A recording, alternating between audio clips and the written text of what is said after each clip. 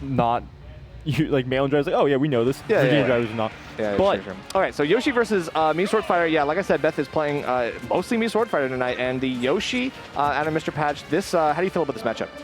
I think it also really depends on the set that the me Swordfighter runs. I'm not. She's 1-3-2-2, so she's got no hero spin. That's kind of like a big deal. Hero spin she considers is not very good. It's a very subpar. So she's like the Firefox. Yeah. Shock Roam, Tornado, and then I assume the Reflector down B. This is a. It's definitely a matchup. It's a knowledge check. Yeah. Absolutely. I mean, Yoshi is definitely one of those characters that can kind of muscle around certain, just in general, not necessarily matchup based, but for this one, you have to play around the projectiles, right? The Chakram and the Tornado specifically are going to be big walls that you have to overcome, and because you're Yoshi, the multi-hits are also pretty dangerous. Yeah, indeed. And especially if you're playing Yoshi a lot, me Swordfighter has that up air that. Definitely DI check there. Yeah, it is a big DI check, and Beth is really good at setting up those DI checks, right? Obviously, like Tornado into potential up air could be something. Up air is kind of like a good finisher for a lot of things, but because it's me Swordfighter, you're kind of pushed into those. You're forced to go with that as a combo finisher, just because there's not a lot of other great options that are consistent for you. Yeah, what do you have? Back air? Yeah. Forward tilt sometimes? Yeah. Me Swordfighter isn't exactly the best at killing, but if you can just get that one hit, you're good. For sure, and the mix-ups are going to be really key here. So if Beth is able to use those DI checks and mixing them up consistently, I think that Mr. Patch is probably going to have a bit of an issue. Right now, he does have a pretty strong deficit. He hasn't been able to take the first stock yet, and Beth looking like she wants to take the second one from him as well. Yeah, I haven't seen much from Mr. Patch since he lost that first stock. He started off very hot. Beth got that really fast kill. Yeah. He's going for a lot of down Bs, and she's punishing it appropriately, which is really good because it is a little bit intimidating. You don't. Okay, so parrying a good way to get out of that potential shield pressure opportunity. Yeah, and this pressuring with the Chakram. Chakram, like at high percents, can kill definitely. Yeah. Although Yoshi is pretty heavy, so you have to get really, really high percent on Yoshi in order for that to really make come to fruition. Yeah, and both these players jumping around, and he should be Yoshi heavy. Again, the weight, man. Yeah, and Yoshi's going to the ledge. And no punish. Yeah, so it's interesting. Opting to go for the forward air instead of potential up air. Okay, so finally, Mr. Patch is on the board, taking Beth's first stock. He's still in danger zone percent, though, so he's got to figure out, nope, that's not the right option to get back to center stage. I guess he has escaped the danger zone, just not in the way he wanted. Exactly. That's one way to do it, but definitely not an optimal way if you want to get yourself back in this game. And these pokes are they're adding up. See, just like small pokes over time. Like, yeah. What percent did he die? Like around 160-ish? It was like, he actually died at like 170. 170? Yeah, it was like 170. Just series of pokes, but that's also the thing of, we talked about it earlier, me Swordfighter can struggle to kill if they can't find that two good moves that they have to kill. For sure. And of course, like a couple good conversions really make a difference, but the straight hits, right? It's like the sort of death by 1,000 cuts, so to speak. A lot of times, that is one of me Swordfighter's best tools just to get you to kill percent. But of course, like, after that, that's the question mark. Where do you go? Yeah. And back at the ledge, first few hits of fair, not getting the full finishing hit. Right. And that's kind of interesting because Beth's able to back off after that, right? That's not really like, you're not truly in advantage. It's almost like a reset to neutral, but then the big call out, Beth going pretty hard in game one. A very, very strong start for her in the set. Yeah.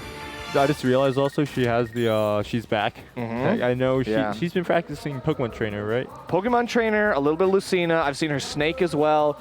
She is, just to put it bluntly, like a little bit of a character crisis sometimes. But I think that playing those multiple different characters, I think really has helped her a lot build her fundamentals, which is really important. Going back to your roots with the fundies is sometimes, it can be worth like just trying out a couple different playstyles with different characters.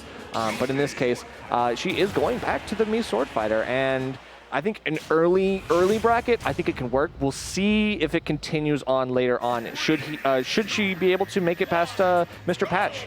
Yeah, and the Catalyst pick is interesting. I do know some me Swordfighters actually don't mind the stage due to the fact that me Swordfighter can actually be a campy character, believe it or not. Your ability to space out people's projectiles and force them to approach at times. For sure, particularly with this setup, right? Having Chakram, having Tornado, and the Reflector again on the eggs, that is a really big kind of factor that Mr. Patch needs to be aware of. This can be interesting, but I don't know. I think I think the up B situation, like Beth is able to use this the strengths of her current up B on the flat side of the stage pretty well. Yeah, definitely. And yeah, we're just one thing though. We did talk about how there's if you have Catalyst, a big open stage, how it can be beneficial for Beth, but also for Mr. Patch. If you're just given a flatter stage, better for you to approach. You don't have to worry about those. You don't have to worry about the platforms in the middle. And blast zones, right? Like literally the blast zones are going to make probably a large difference, just because we know, just based on what we talked about last game, Swordfighter does struggle to kill sometimes, and because Yoshi is extra heavy, these blast zones are going to make it hard for Beth to close out stocks. Yeah. See there. Beth brought it back. Once again, just like last game, Mr. Patch started off pretty hot, but Beth has managed to bring it back.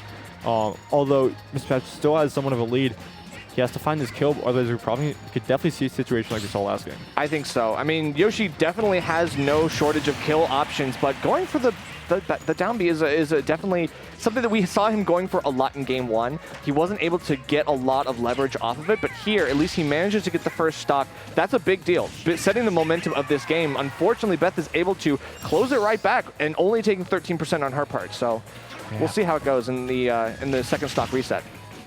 And just like that, pretty much, took the lead. Yeah. What, a down air and an up air?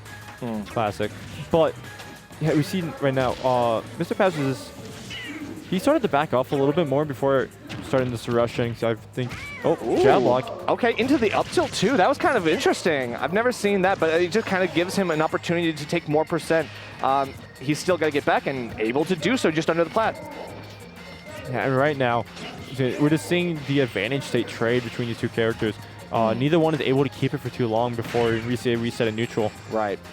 The thing about it is now that he's being pushed to the off stage, Beth is able to kind of force him into the corner pretty easily, and Yoshi doesn't have a whole lot of time to stall off stage. You definitely got to get back as soon as possible, and if you are forcing those kinds of options, Beth is able to use hitboxes to punish him. Yeah. And right now, wow, the reversal too? Okay. She's back. She's back. She's definitely back.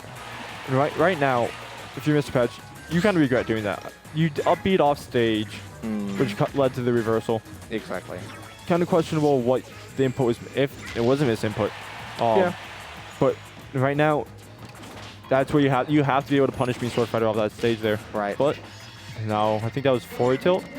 Yeah, so Beth has been going for a bit of an aggressive option, just jumping off ledge and going for the horizontal up B. It definitely has been punished a couple times, so Mr. Patch is catching on to some of those tactics. However, he's still finding, a bit of an issue himself trying to get the kill. It's looking like kind of the same song and dance on both sides at this point. Yeah. I feel like maybe it's just me, but Mr. Patch seems whenever he has the advantage state, he kind of backs off at times. Yeah, I think you're right. But no, he manages to take Beth to a last stock situation. So this could be interesting. He needs to win this in order to put himself back in a position to take the set potentially. But Beth playing a little bit more patiently, and again, it's those stray hits. If Mr. Patch gets some conversions like this, he doesn't manage to get the up air. Those are things that he needs in order to build the momentum. These down Bs are going to be the death of him. I know. We're seeing they were working a little bit at the beginning with the stars, with landing stars, but now Beth is finding a way to get around them, and actually punishing him for it. Right. So she's gone for a dash attack a lot, and there it is, tornado into up air. That is the consistent DI check that you want to at least set him up for. If you find him, catch him lacking. That's how you do it. So yeah, good stuff to Beth. Yeah. So overall, pretty solid showing from Beth. Definitely, for Mr. Patch, definitely, you have, like, see on stream, you have VODs. But you know what else we're going to have VODs for? Glitch Infinite, baby. True. Glitch Infinite, I'm so excited, actually. I'm really ready to see it because it's MLK holiday week. And so it's like, you know, there's going to be a lot of people that are able to make it out more so than perhaps we're able to come out for the last glitch. Obviously, it's January 14th through 16th.